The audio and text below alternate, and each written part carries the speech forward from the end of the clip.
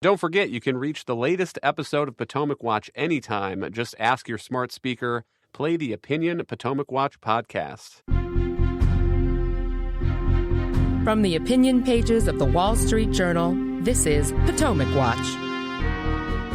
Welcome back. Kim, what's your read of the politics around this? And do you suppose that this bill is going to get through the House one way or another with some kind of reforms in it for FISA? Yeah, I'm concerned about this, especially now that Donald Trump has come out and said, kill it all. You've already had Matt Gaetz, one, come out and suggest he's going to move against a procedural vote that is coming along. And this comes in the middle of a lot of unhappiness and threats against Speaker Johnson, as we talked about in yesterday's podcast, from Marjorie Taylor Greene and other conservatives in the party who are still raw over the way the latest funding bills rolled out. And as we know, there has been threats from Marjorie Taylor Greene to hold another motion to vacate the chair. So there's always a worry that this could spill out into that speaker's situation as well, too.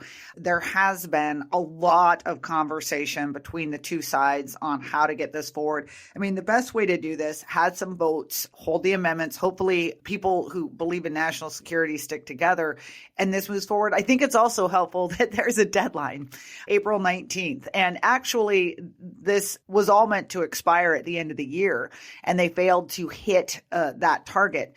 But they were lucky in that there were some other things being extended, and they attached a short-term extension to it. One last thought here is on the Fourth Amendment, which may be on some listeners' minds. The Fourth Amendment, of course, says that the right of the people to be secure in their persons, houses, papers, and effects against unreasonable searches and seizures shall not be violated. And Colin, what do you make of the Fourth Amendment's role in this debate? To my mind, there's a couple things that jump out here. One is that if I am sending communications to somebody overseas who might be a member of Hamas, to take one example, and the U.S. government gets its hands on that piece of paper, to my mind, that's not my paper anymore. I've sent that over to the member of Hamas, and that's his paper. And so I'm not sure that I have a privacy right in that any longer.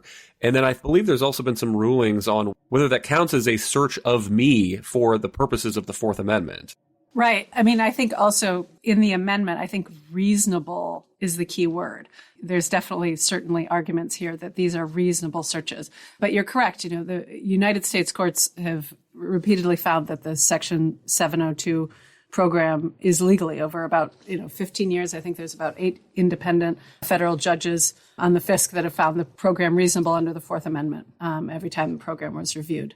And you also have several circuit courts that have found, as you say, that the incidental collection of a U.S. person's communications under 702 don't require a warrant and are reasonable under the Fourth Amendment. And to your point, exactly, we have to remember this was not a search of Americans. This was a search for foreign information overseas, and the U.S. person information was incidentally collected. That information is already possessed by the U.S. government, so doing a query on it does not represent an independent search, is what the courts have found.